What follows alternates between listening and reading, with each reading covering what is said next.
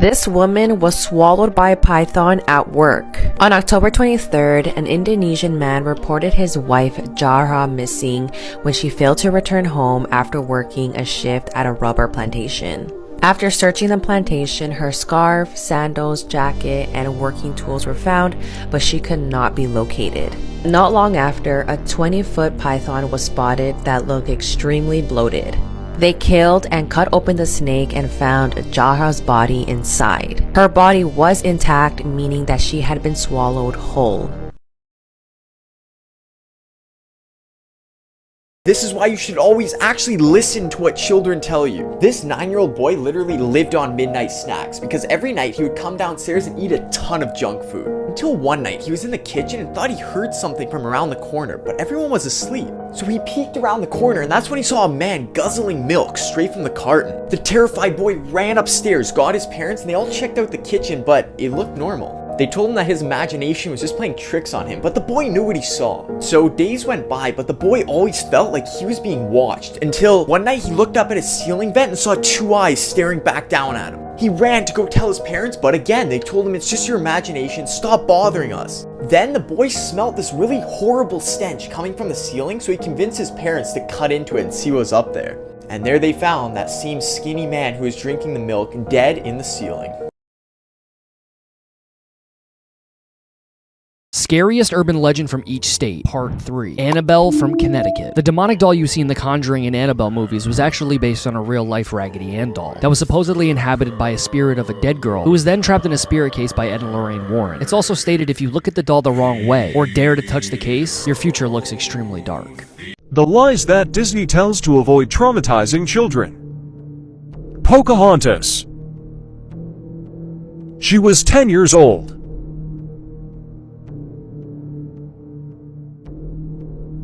And he was 27. She called him father.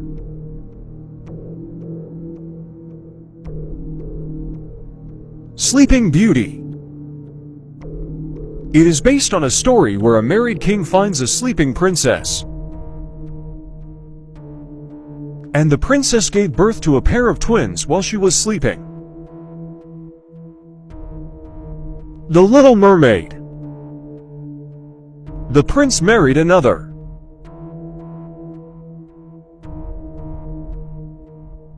And the Little Mermaid turned into sea foam.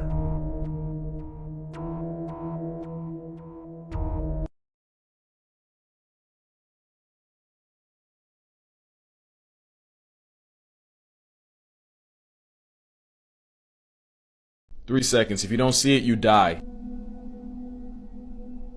Alright, time's up, and if you didn't see the hyena, you are now a hypothetical hashtag. Let's talk about the LionHyena Beef, and how it has a living laugh track guts deep in an elephant. So it's actually not a beef more than a blowout, cause lions do hyenas dirty. Being an animal nerd is realizing lions steal from hyenas more than hyenas do to lions. The reason you thought it was the opposite was cause all those times researchers would watch a lion eat and hyenas trying to steal a piece, whole time the hyenas were trying to steal back what was stolen from them. Hyenas have a higher hunting success rate, cause they're homicide on Duracell. They do not get tired, they will run you into a grave. Lions, especially males, are good, but they don't have the stamina, but they do have the bulk to solo bigger prey, but also take a hyena's lunch. Fun fact, it takes about 20 hyenas to humble a male lion. And they know it. They also know that hyenas are their biggest competition on the plains and will murk them on sight. Now hyenas will roll in clans of up to 80, so they'll get their get back when they have the numbers, but band for band versus a lion king, they take the L almost every time. Hyenas are smart and they've been known to hide inside expired elephants to avoid not just rival hyenas, but pirating lions too. Doing that means they can finesse more mealtime without getting hurt, murked, or put on a shirt. Moral of the story? Now you see why they pulled up in the elephant graveyard. Maybe. I don't know. The more you know. This daycare owner shot her husband twice after she found this out. Shantiri Weems and her husband James owned this daycare called Kids Castle. On July 2022, a woman whose child was attending Kids Castle approached Shantiri and told her that her daughter was being molested by James. Shantiri lost it, and in that moment, she made her way to a hotel in Washington, D.C. where James was staying at and shot him in the neck and thigh. Shantiri admits that her intentions were to paralyze James because she was just so angry. Keep in mind, Shantiri loved kids and her job, and she wanted this daycare to be something where kids felt like they were safe. And she said after seeing the pain in this mother's face, she snapped. James had contact with 93 children, and most of them rode on the daycare bus with him, which is where most of the abuse happened. And this story only gets more disturbing. James was also a retired Baltimore police officer. But ultimately, Shantiri was sentenced to 4 years in prison, and the judge said that she should have never taken the law into her own hands. James, on the other hand, faces 30 counts of child sexual abuse and assault charges. Blood-curdling facts that you wish you never knew. Part 18. A man from Queens once spent 5 months in jail completely unaware that his bail was just $2. Since spiders molt, when you see what you might think is a dead spider, it could just be that the spider left behind its exoskeleton and is now bigger than before. Dr. Seuss cheated on his wife while she had cancer, and then she proceeded to commit suicide. Almost everyone on Earth is walking around with a bunch of poop inside of them. Scientists accidentally killed the world's oldest living animal, which was a clam that lived to be 507 years old. Statistically speaking, at least one person who comments on this video will not be alive tomorrow. The real reason you shouldn't eat raw cookie dough isn't because of getting sick from eating raw eggs. It's because you shouldn't eat raw flour, which contains fecal matter from all the birds flying over the field and pooping on the wheat. Today we're going to be talking about the urban legend of Huggin' Molly from Abbeville, Alabama. Also, I'm starting a new series about urban legends by state, and we're starting with Alabama because it's the first one in alphabetical order. She's a ghostly presence that is 7 feet tall, and she wears like this black cloak, and she haunts the town at night, and she apparently grabs kids that are being bad, and she screams in their ear at the top of her lungs, which can be deafening. Some people think that she was a mother who lost her children. Some people think that she was a school teacher back when she was alive. I like the school teacher theory, honestly, because like I was a substitute for years and I would also do this in the afterlife. Also, I love that it's so southern that it's actually Huggin' Molly. Like as a Texan, okay, I appreciate the southern drawl on that. It looks like she even has her own Pokemon card. But she's so entwined with the town of Abbeville that she's even on the sign for when you enter the town. This would be a great place to take the kiddos. This is from the Huggin' Molly movie. Why does it kind of look like me at the movie theater when I'm pissed off that they run out of Twizzlers? But like 7 feet tall? Hello, mommy. She's an icon. She is the moment. We love her. How do you feel about Miss Molly?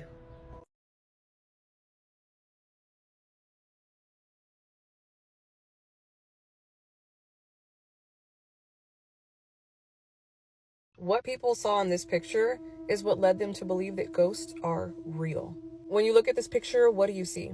It just looks like a picture of a man having a picnic, sitting on a bench with his child at the park. The guy in this picture's name is Christopher. His wife was the one holding the camera and taking this picture. They didn't think anything of it. He posted the picture on his Facebook page, and that's when people noticed something in the picture and had so many questions. Zoom in, take a look around. Can you see it? It looks like there's a woman in the top left corner of this picture. Christopher and his wife both confirmed that it was just the three of them at the park this day, and they didn't notice anything when she took the picture. This is where it takes an interesting spin, because just a year before the picture was taken, this woman went missing in the same area. She was later found deceased inside of the pond. Some people said that this figure in the top left corner has an eerily similar resemblance. What do you think about this?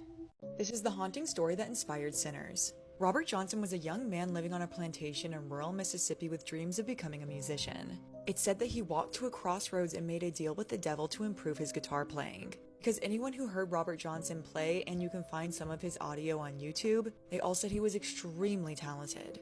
Legend says he sold his soul to Satan, and others will say the African god Papa Legba. When you make a deal to the devil, he always comes back to collect. Robert Johnson got to experience some success, but it was short-lived. Robert Johnson died for reasons unknown at the age of 27, making him an inaugural member of the 27 Club. Selling your soul to the devil could also be a phrase from Southern conservatives who say that you are leaving the church and instead choosing to play music in dance halls where there is drinking and other kinds of sinning going on. Some other more logical theories are that Robert Johnson had syphilis or that he was poisoned for flirting with another man's wife. A fellow blues player, Honeyboy Edwards, claims to be witness to this poisoning. Honey Boy said Robert was offered a bottle of whiskey and he knocked it out of his hand, saying that he should never drink something that he hasn't seen opened, which is good advice. Instead, Robert got mad at him and accepted a second drink and fell ill hours later. A lot of his songs reference crossroads and the devil, and Ryan Coogler said on the Mike Muse show that these mythical references helped inspire the idea for Sinners.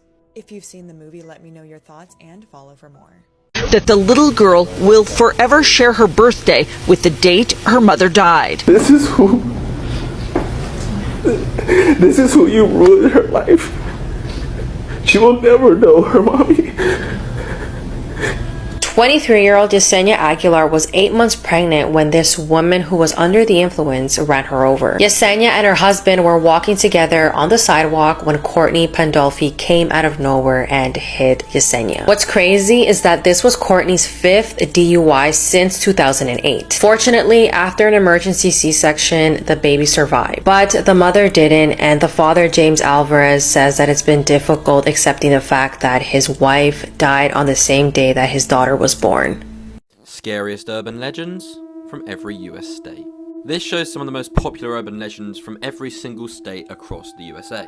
And as you've probably guessed, in this series we're going through all of them, from the most normal ones to the really dark, disturbing ones. So let's kick off part 2. Oh, this is creepy. So the legend goes, a long time ago in New York, in a children's hospital. Children would be in this hospital, and at night obviously they'd basically just be left alone. The legend was about someone called Cropsy. Cropsy has a hook for a hand and lurks around at night in the children's hospital. He stalked and unalived these people who he found walking in the corridors at night. Apparently everybody who goes to camp in upstate New York knows about this legend, so let me know if that's true. This is where things get even more disturbing. A documentary was posted which basically confirmed this was real. Convicted killer and kidnapper Andrew Rand. That's him there in the middle, and it was real. That follow button is going to get crazy, and let me know which state you're from.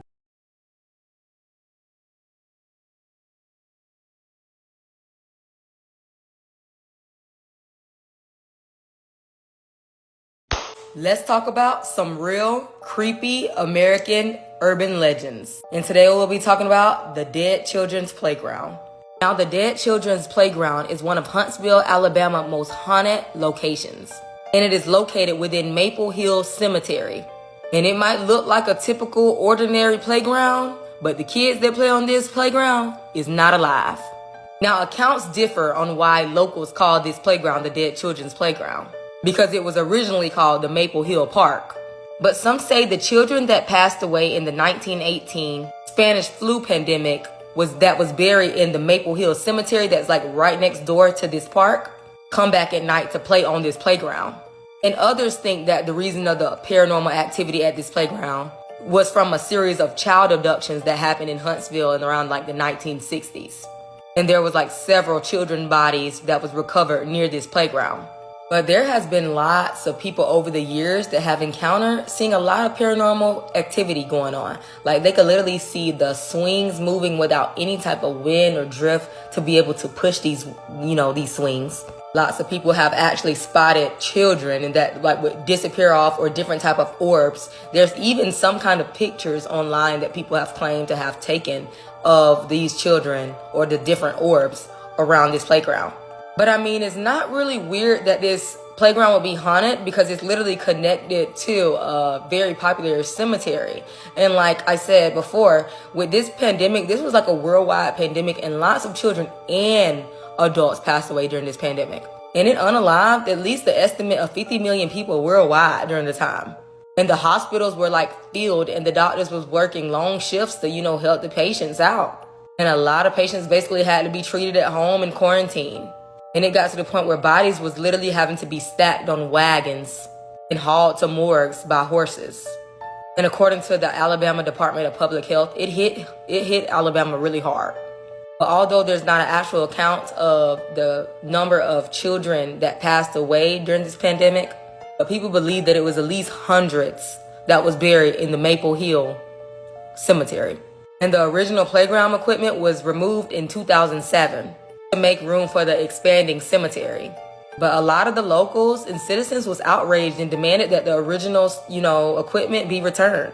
And the city responded with the new playground that stands there today. So let me know if y'all ever heard of this urban legend, or if y'all live in the Huntsville, Alabama area and y'all have seen some stuff, because I mean, I believe it. Like, I mean, the playground is right beside the cemetery, so that's not really weird that a lot of paranormal activity happens here. But let me know what y'all think in the comments.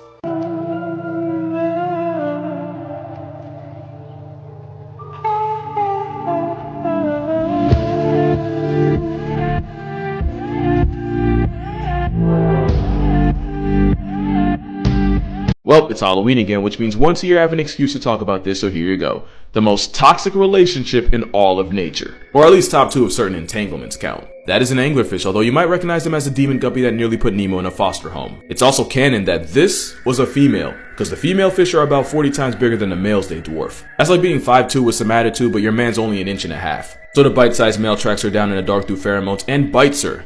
You already know how this goes. While still attached to her, the male starts to degenerate and his body begins to fuse with hers on some like Deviant Steven Universe timing. I'm talking about like even his blood vessels fuse into hers. This parasitic +1 even starts to lose his internal organs because again, he's not like he's gonna need them. And that's it. That's the rest of his life. Just a war on the female whose only purpose is fertilizing eggs. Basically becomes a living STD, and like Stid, sometimes you don't just get one. Some females can end up with several lumps on their bodies that used to be males. It's a nasty codependent relationship because the male's a parasite that will pretty much die if he doesn't find a female to leech off of. And the female just uses him as a nut factory with no almonds. Whole time she can have a whole herd of he herpes or I guess himpies stuck to her. Now you see why she wanted Nemo in the system. I don't even blame her. That's a horrendous script to have written for you.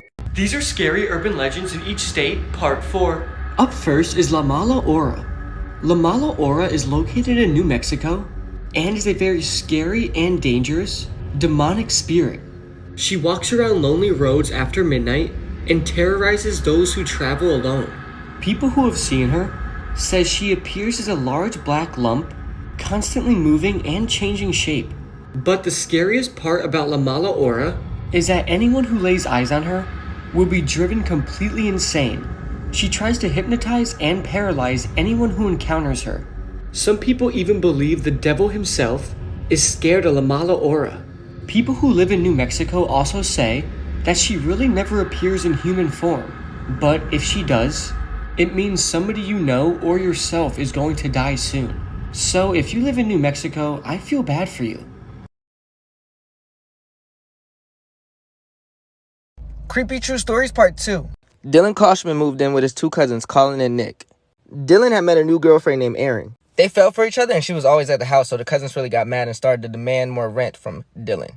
One night, Dylan and the cousins got really drunk and a big fight broke out. They told Dylan to move out that night and they said he left and never came back. A few days later, Dylan's mom asked them to file a missing person report, but they never did.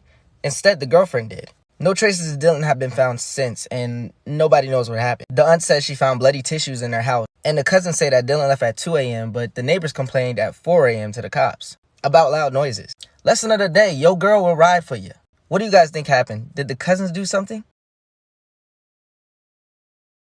Scariest conspiracy theories in the world that will seriously change your life. So as we know, this photo right here shows all of the different conspiracy theories in the world, going from the least scary to, well, the scariest of the scary. So today, let's kick off part 6 where stuff gets even wilder. So if you're easily scared or easily confused, keep on scrolling, do not watch this series. If you're here for the long run though, let's go. So today we've got dream theory, often referred to as alternate perception. Now this is just messed up and really confusing, so stick with me. Right, so you know when you have a lucid dream where it's really believable and you feel everything? You can literally control what happens in your dreams. It may be like real life. You know, you may be doing things you do in your everyday life, whatever. And sometimes you wake up and think, was that a dream? That's really weird. The theory is that we're actually switched.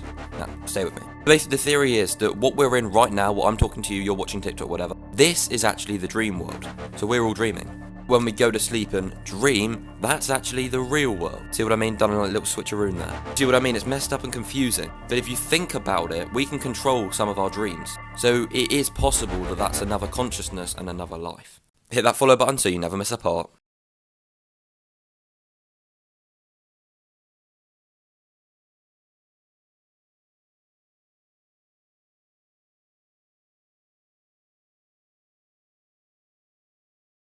This will make you always keep your hands under the covers. A young girl is home alone because her parents are out of town, with only her dog for company. She turns on the TV to learn that a killer is on the loose in her neighborhood. She runs to check the windows and locks all the doors, but she forgets about the basement window. She takes the dog with her to go to sleep and lets him sleep under the bed. but she awakes hours later to a dripping sound. She's too scared to move, so she reaches down to see if her dog is still there, and is granted with a reassuring lick. She then goes to the bathroom to make sure there isn't a leak, but when she walks in, she finds her dog dead, hanging from the shower head with blood slowly dripping onto the tiles. On the bathroom mirror, written in the dog's blood, are the words, "People can lick too." Mythical creatures caught on camera. The bloop.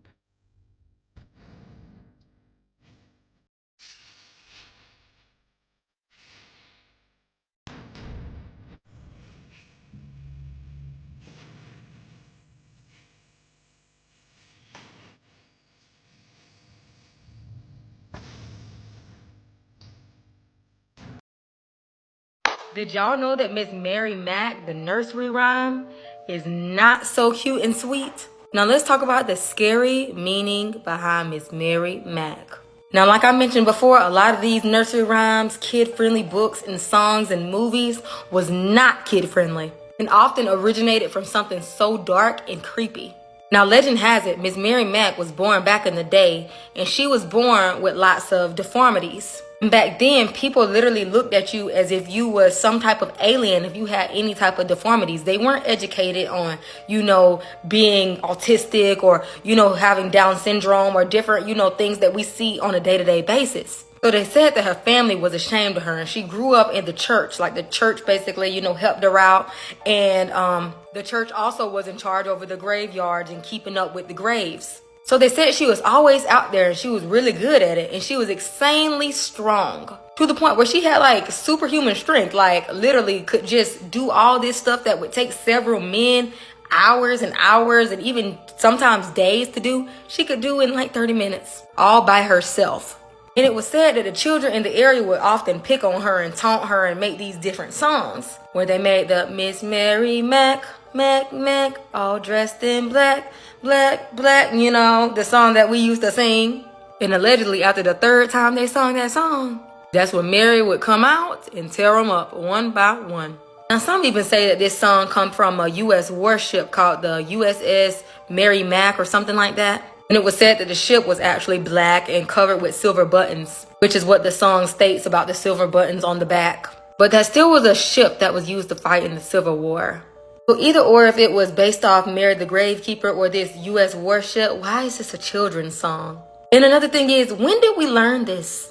Because I remember just, doing Ring Around the Rosie and Miss Mary Mack. But who taught us that?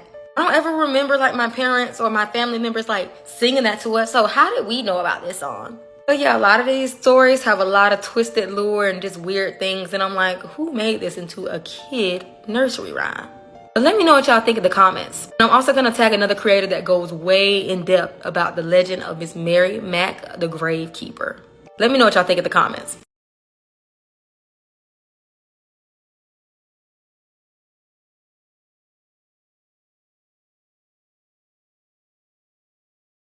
Top 3 creepy last words people said right before dying. A nurse said that one night she was floated to oncology at the hospital she used to work at. She was given a patient who was passing away and had been unconscious for several days. At one point during the night, the nurse went into the room and the patient was on top of the bed. She looked at the nurse and said, "Don't let them take me." The nurse was freaked out and she asked her who was going to take her. And the patient said, "That black thing up there," and pointed up in the air. The patient died within minutes. A guy was rushed into a level 1 trauma facility from a motorcycle versus truck collision. The guy's able to talk at the beginning. He was drunk and cussing out the doctors and nurses trying to help him. They end up intubating him to preserve the airway and he's going downhill fast. He codes, but they manage to bring him back. Suddenly, the guy comes completely to, rips out his tube, grabs one of the med student's hands and lets out a breathy-like scream. "Don't let me die.